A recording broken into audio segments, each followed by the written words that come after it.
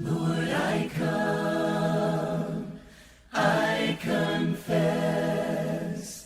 bowing here, I find my rest, and without you, I fall apart.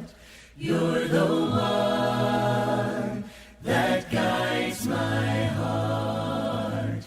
Lord, I need you. Oh, I need you. Every hour I need you. My one defense, my righteousness. Oh God, how I need you. Where sin runs deep, your grace is more. Where grace is found is where you are.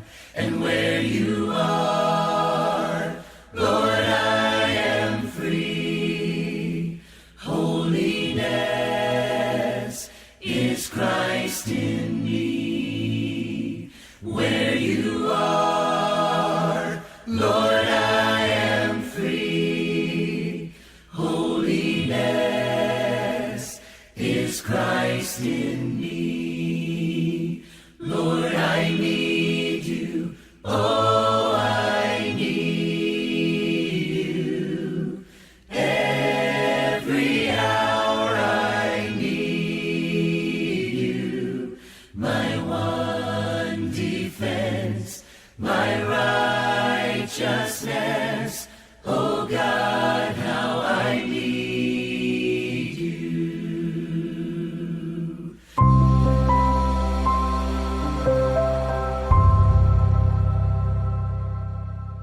Please join in the worship and welcome to Mount Zion.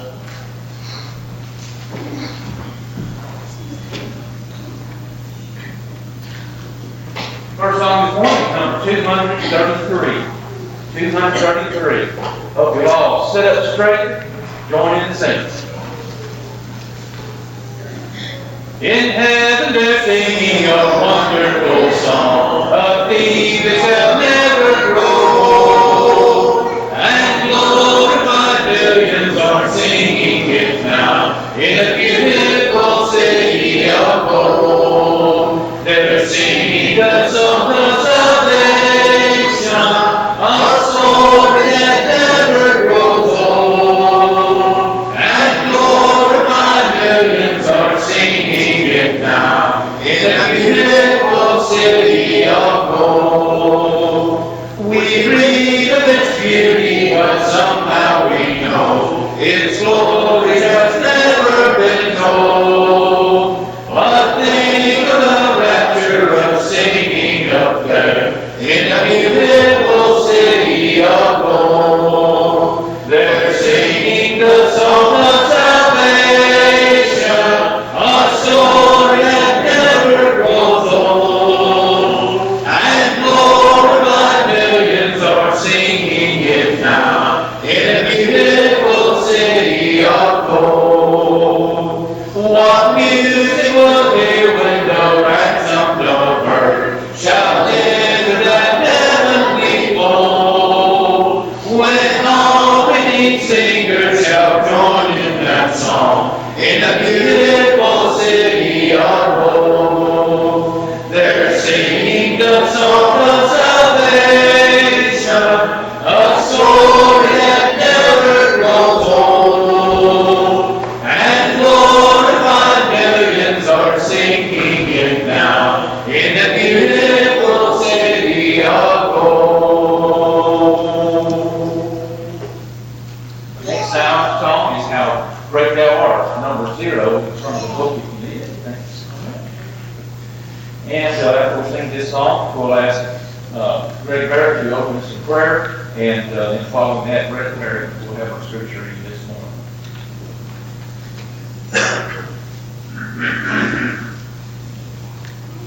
Oh Lord my God, when I awesome wonder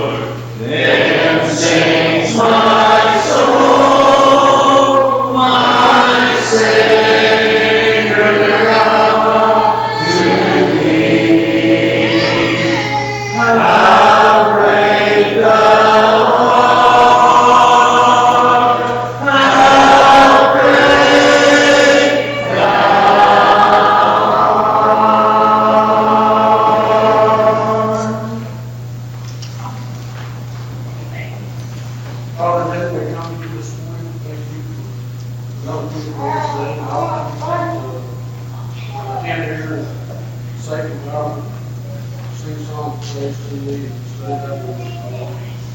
Most especially thank you for giving us Jesus and walking us around, living, give us the pattern of our lives. Thank you for a church here at that time, and thank you for all the members that work so hard to put your family, thank you for all the brothers, people who live here that build the road for me. Father, pray that you bring all of us in the midst of this morning sick, and thank you that Jeff in particular is doing so well after all these years. Regain his ability to walk, all the way to bring all others that have suffered injuries and sickness, comfort, strength, and we ask the Father to give families and all you fill all with their passion and their great comfort, strength, and what we can do. Father, you have to rescue us, each and every one of us.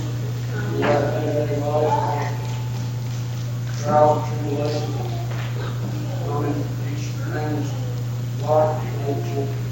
We'll always look to you for guidance. We'll always strive to the kingdom, be like them. Every day and hour, spread the blessing and blessing for these leaders to be with us and fix our sins. Not like the Son of Christ.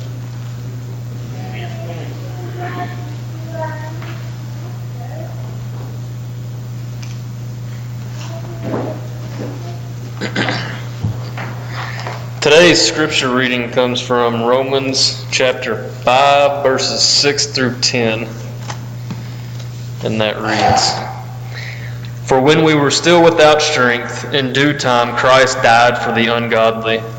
For scarcely for a righteous man will one die, yet perhaps for a good man someone would even dare to die. But God demonstrates His own love toward us, in that while we were still sinners, Christ died for us. Much more then, having now been justified by His blood, we shall be saved from wrath through Him. For if when we were enemies we were reconciled to God through the death of His Son, much more, having been reconciled, we shall be saved by His life."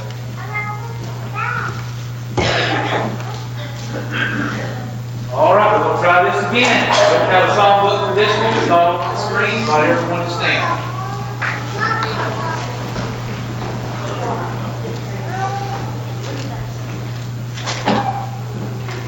Love one another, for God is abroad. He loves His own, all God and knows God. He who does not love does not know God, for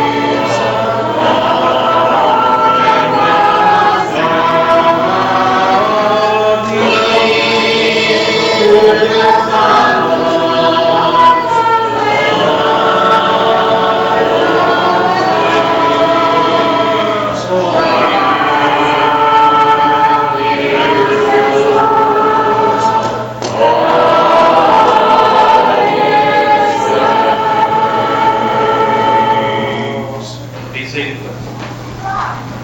Song dedication is number 712. 712, what shall it be? How they be?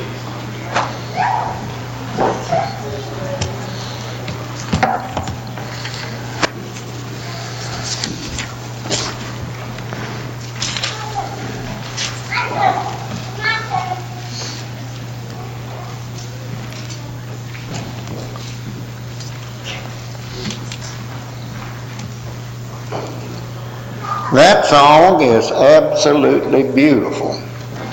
If you don't like that song, you've got something wrong with you. But it is right straight out of the book, and it tells us just like it is. Beautiful, beautiful song. Singing was really good this morning, and we appreciate everybody joining in. Appreciate everybody being here. And we got some back that haven't been with us for a little bit. Glad Peachy is able to get out and be with us this morning, and good to have her. And hopefully some of the others that have been gone for a little while will be back with us before we know it.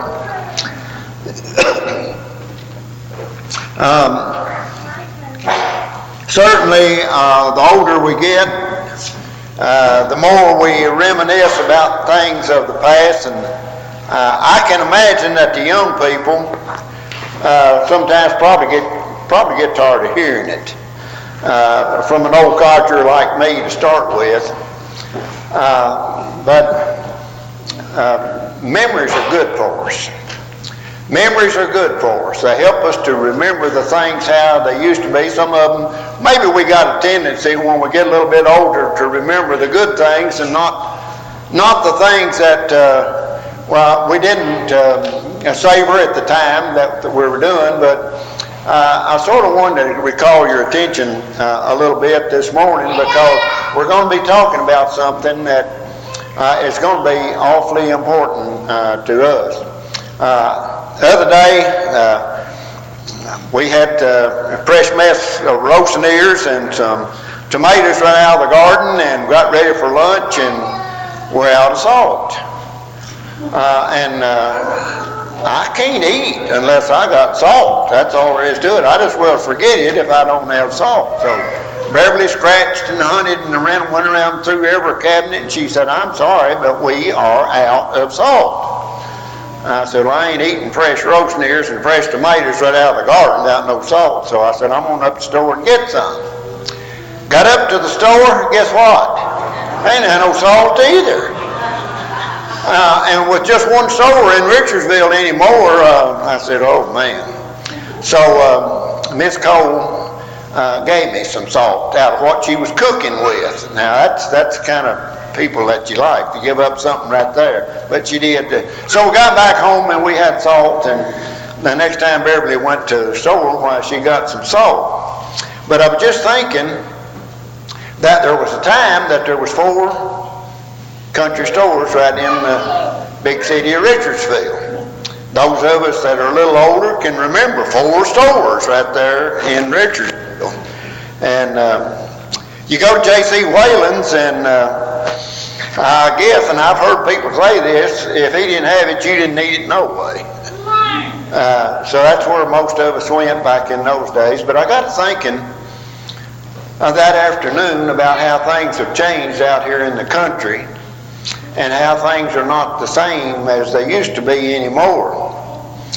And I got to thinking, there used to be 4 stores right in Richardsville, and if Richardsville was too far from you, go out to Crossroads to Hudson's. It's not there anymore. And you young people don't know what I'm talking about, I know, but we're reminiscing, I'm telling you how it was. Or you could go on down to Benleo, there was a store down there, and there was actually 2. Or you could go on over at Riverside, and Riverside had 3 country stores. So the stores all over the place. And now, I guess we depend on Kroger, Walmart, or somebody for all that. So country stores basically is a thing of the past.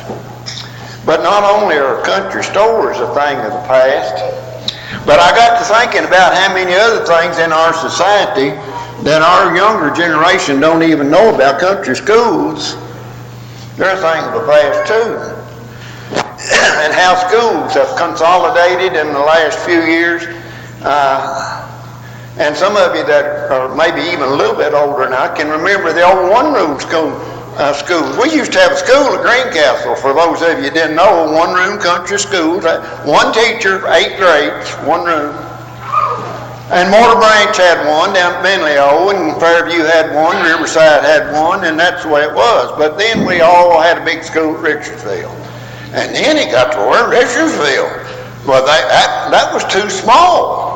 Richardsville too small, so we had to go up to Warren East and build a bigger school, so things keep changing. And those of us that are older, we don't necessarily like the way all these changes happen, but they're going to happen whether we like it or not. So schools have changed. And not only have country stores gone away and country schools gone away as we know them, but country doctors. For those of you who don't know it, there used to be 2 doctors lived in Richardsville. And then on Riverside Road, there was Dr. Clark, and further on down was Dr. Burris, so you didn't have to go to Bowling Green to see a doctor. And today, you got to go all the way to Bowling Green to see a doctor, and he'll probably refer you to somebody else, and it may not even be in Bowling Green. It'll probably be in Nashville or Louisville or something. That's changed.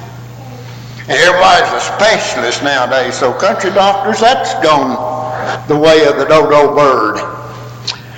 And the country post office, I'm old enough to remember when there was still a post office down in Benleo. Sure was. Mr. Bill Hines run the post office. Gene, you can remember the time when it was there, but Gene lived right across the road from it, so he knows.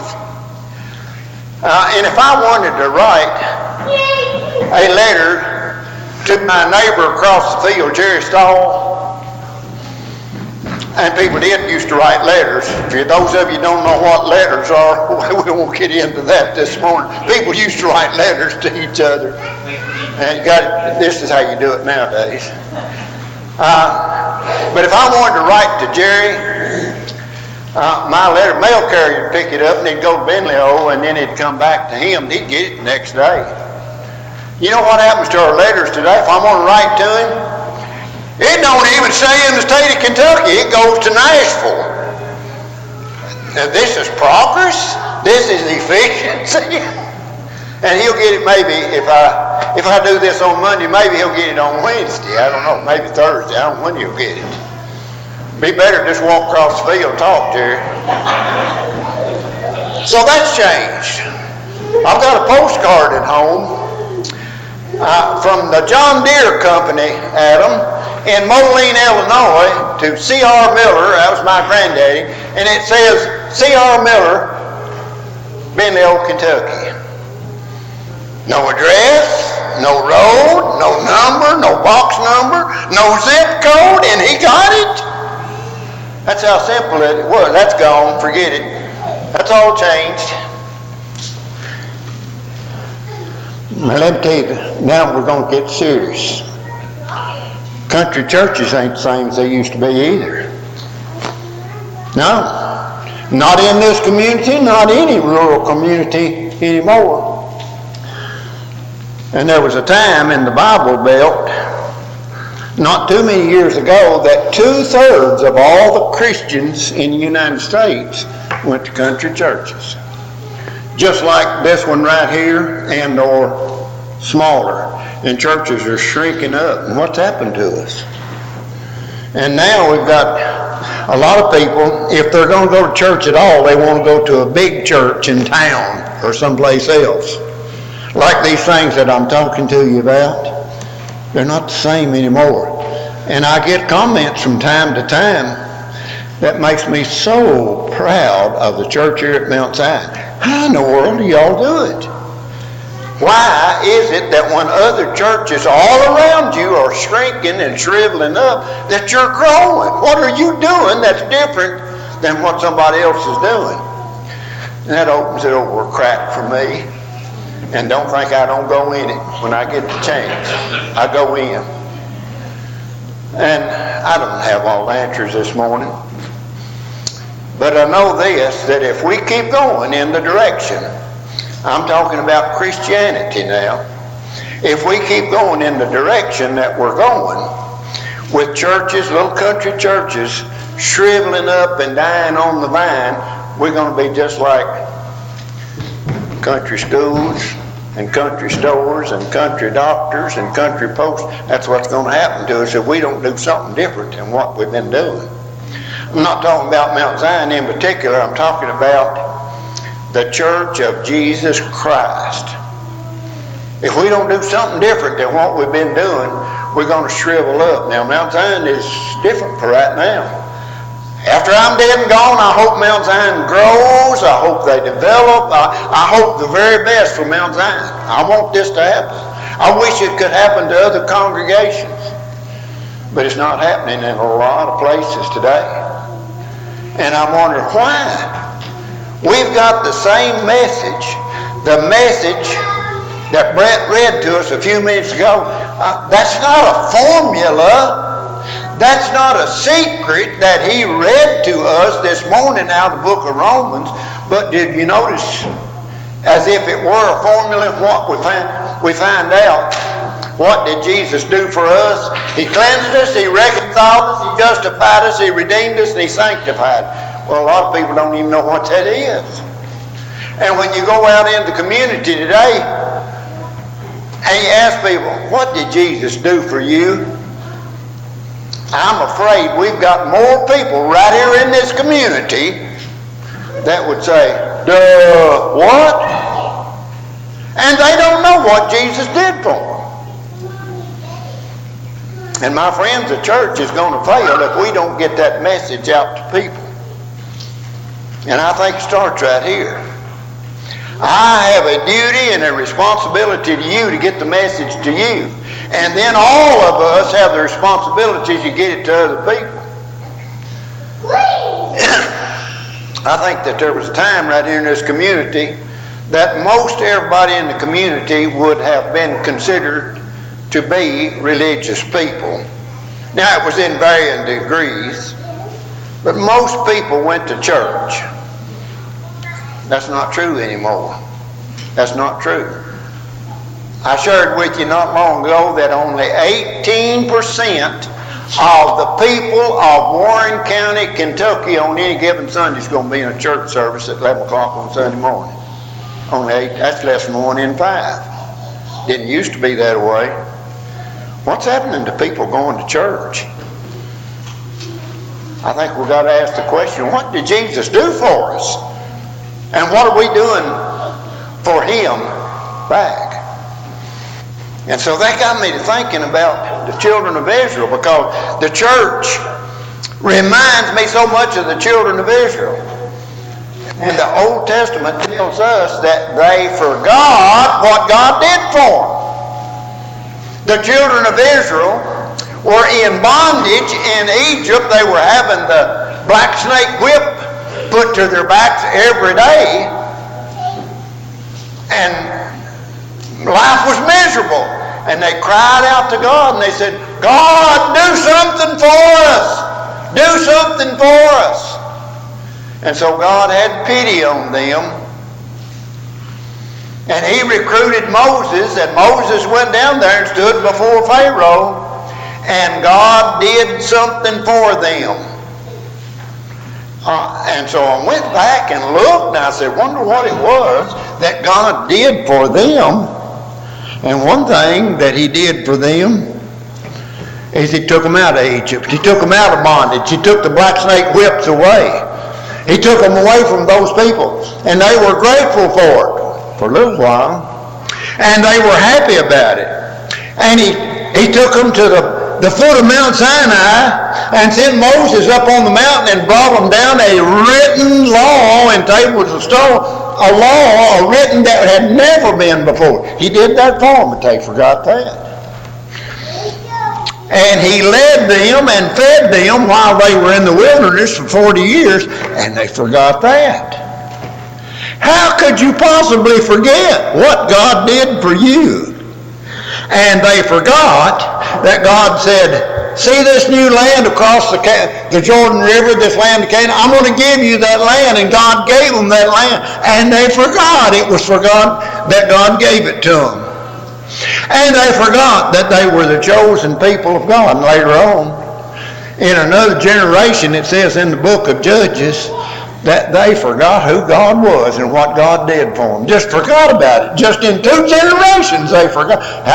Is it possible that in this day and time that we can forget what God has done for us and what Jesus Christ has done for us in just 2 generations? And the answer is yes, because we have. And I'm wondering, how can that possibly be? How can we forget?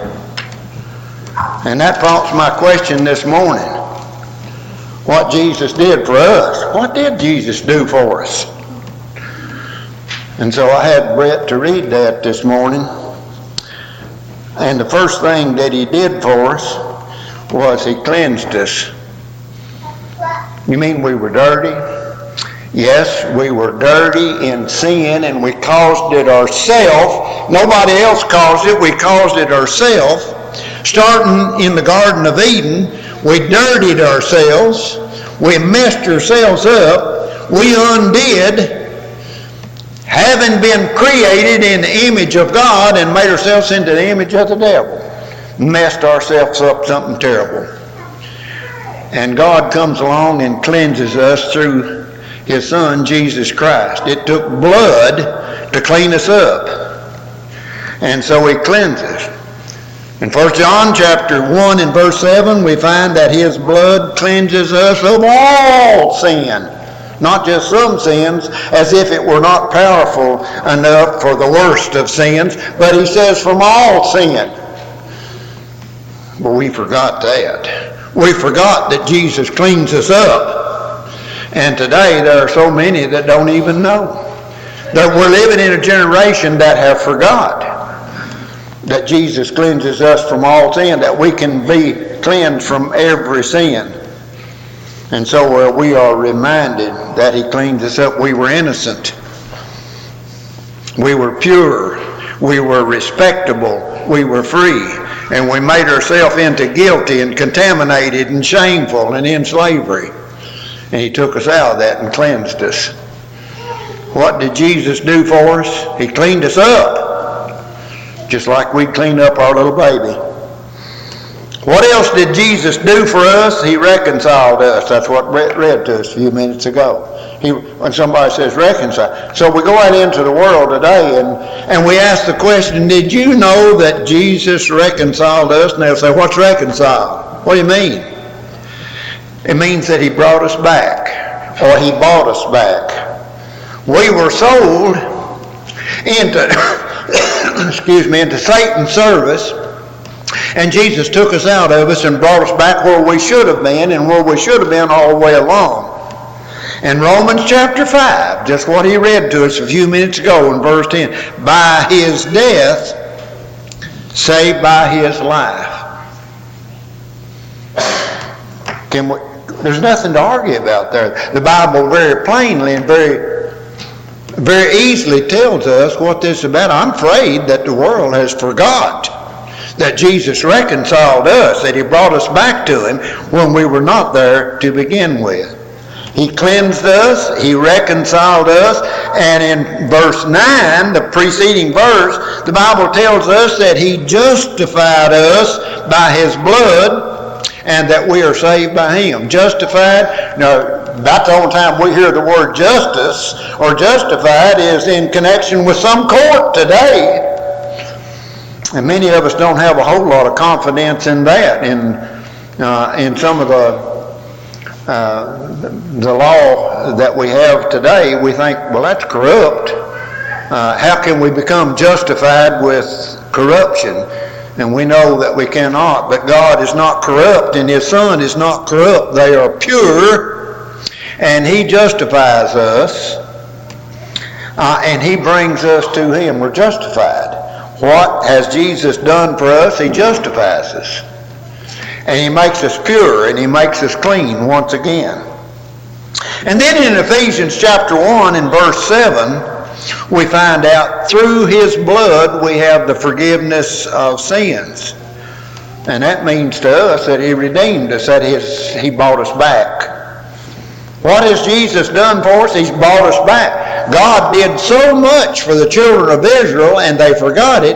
And I'm afraid that we've got a community and that we've got a world today that does not know and has not been taught, nor has no appreciation that Jesus Christ has redeemed us, that he's brought us back from the brink of disaster and of destruction and for an eternity in hell. And that's not PC today. A lot of people says, oh, don't preach that. But that's what we do, because that's what God commands us to do. And then last of all, what did Jesus do for us? He sanctified us. And what does that? If we ask the world today, did you know that God sanctifies us? And they'll say, sanctified? What's sanctified? It means to make us holy. And I wonder how many of us today, even some of us who are church members, says, well, I want to be a Christian, I want to do right, but now being holy, I think that's too much to ask. It is not too much of God and his Son, Jesus Christ, to ask for us to be holy. What is it to be holy? Is to be sanctified. Hebrews chapter 10 and verse 14. By one offering he perfected and he sanctified. He made us holy. Couldn't be holy any other way. That's the only way you can be holy. Now, you can have some in the world today, the Muslims, for example, and they've got a whole different take on what being holy is. But this verse right here, if we believe God, we believe the Bible, that is the inspired Word of God, we have to accept this just the way it was written, that he perfected us and sanctified us. It wasn't Muhammad. It wasn't Moses. It wasn't any character in the Old Testament, and man cannot do it on his own. The only way it can be done is through Jesus Christ, the only begotten Son of God. What did Jesus do for us? He sanctified us. He made us holy. And that's the message that we've got to get to people today. It may not come through a country post office. It may not come from some direction that we're not thinking about today. It may come on your cell phone. It may come from what we're doing here this morning, about seeing that this sermon gets out beyond these four walls and get to other people. I hope that people will pick up on this, that they will listen, but we've all got a job to do. What Jesus did for us, we need to show our appreciation and do for him what we're able to do. Jesus makes us new. The old man died and was buried. A new man rose from the grave of baptism to a new life, and his blood continues to keep us clean. That's what Jesus did for us. Everything in this world erodes, it decays, it gets old, it wears out, it dies, and it rots. But this new man, remade in the image of Jesus Christ, rises from an earthly grave to meet him in the air. New forever and gone to a new home in heaven. That's what Jesus did for us. We could have never had it any other way. Let's not be like old Israel was and forget what the Lord did for us and what his Son Jesus Christ did for us. We're everything because he gave us everything. That's the message that we need to get to the world. That message was written in Romans, the book of Romans, 2,000 years ago. That's what it was 50 years ago here at Mount Zion. That's what the message here is today, and that's what the next message needs to be here at Mount Zion 100 years from today, if we're still here and if it pleases God to leave us where we are. That's what we need to be preaching 100 years from now. It's the same message. God loves us, as the song that we just sung a few minutes ago. And we need to ask the question about what God did for us, and that's what he did. Are you here this morning? Do you want to do something for him? Usually when somebody does something for us, we can't hardly wait to do something for him. Do you want to do something for him? Then give yourself to him as he gave himself for you. While we stand and while we sing. What will you do With Jesus, the question comes to you, and you must give an answer for something you must do. What shall it be? What shall it be? What shall your answer be? What will you do with Jesus? Oh, what shall your answer be? What will you do with Jesus? It comes on night and day, with piercing hands uplifted, he waits. What will you say? What shall it be? What shall it be? What shall your answer be? What will you do with Jesus? Oh, what shall your answer be? What will you do with Jesus? He's knocking at the door. Refuse him so no longer, lest he should be no more.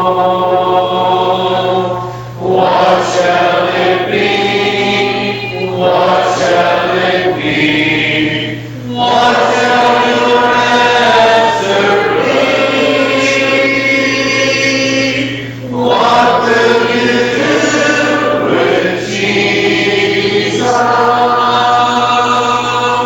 Oh, what shall your answer be?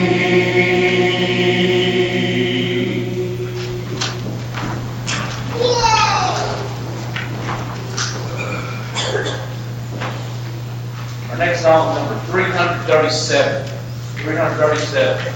We're going to be singing this song in order to prepare our minds for taking the Lord's Supper, which has been prepared here today. As we partake of this and prepare to partake of this, let us focus upon the things that Jesus has done for us, and the things that Jesus means for us, how He redeemed us, sanctified us, how He cleansed us from our sins, washing us in His own blood. Number 337. Oh, in the rain He lay, Jesus, my Savior, waiting the coming day. Jesus, my Lord, up from grave He arose.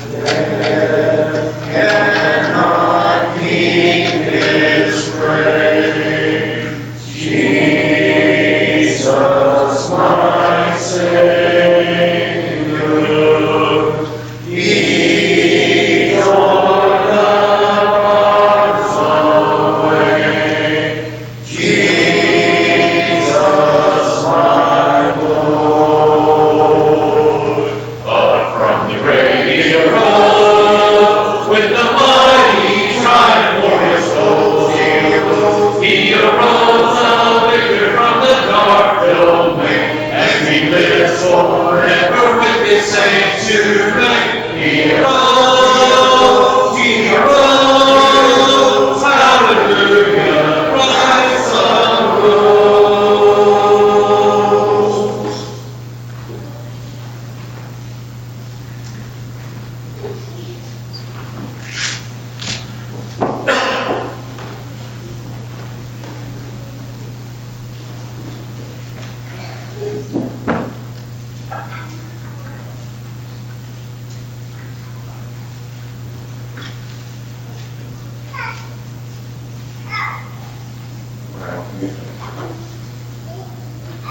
Dear Father, we love you and we're grateful for your love for us.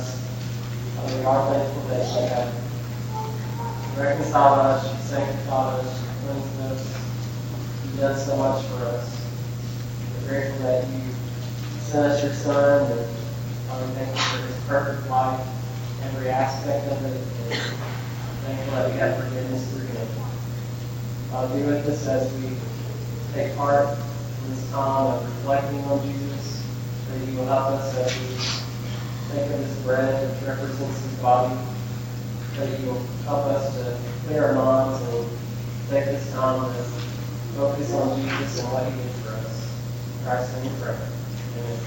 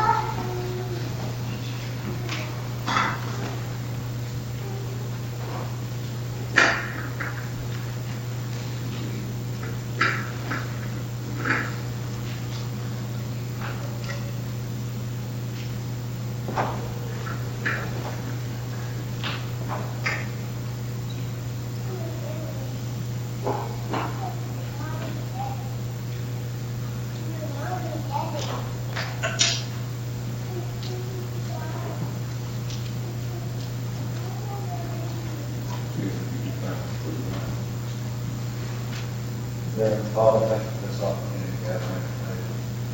Lord, for this blessing together, forever in the blood that you shed on the cross, and you come to mercy. Christ, I pray, amen.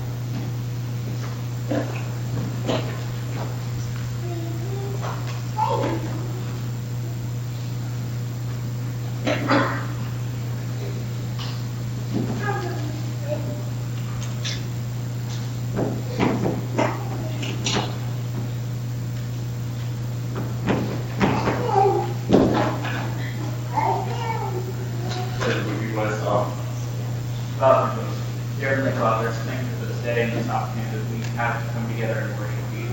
Thank you for all the blessings that you've given us, and at this time, let's get back a portion of those blessings back to you. Thank you for your Son, who died on the cross, and in his name we pray.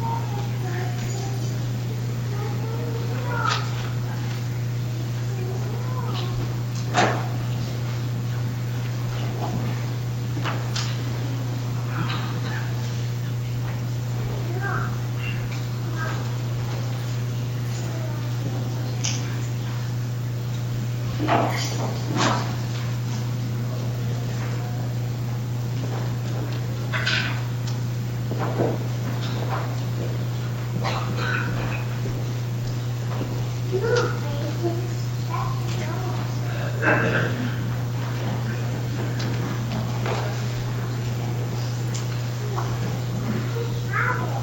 Last song is number 708. Number 708. After we sing this song, we want to prayer of action to lead us in the close of prayer. I want everyone to stand. Sing the wondrous of Jesus, sing His mercy and His grace. In the mansions bright and blessed, He'll prepare us a place. When we all get to heaven, what a day of rejoicing that will be. When we all see Jesus, we'll sing and shout the victory. Let us then be true and faithful, trusting, serving every day. Just one glimpse of Him in glory will the close of life repay. When we all get to heaven, what a day of rejoicing that will be. When we all see Jesus, we'll sing and shout the victory.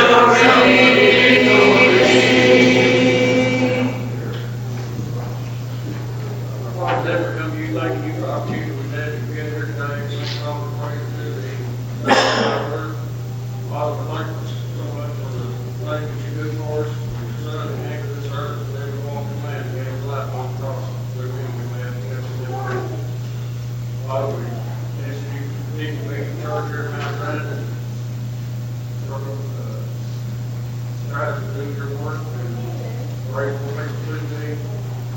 Also, Father, we ask that this man can be with those that are unknown, be with us, and continue to be with them, watch over them,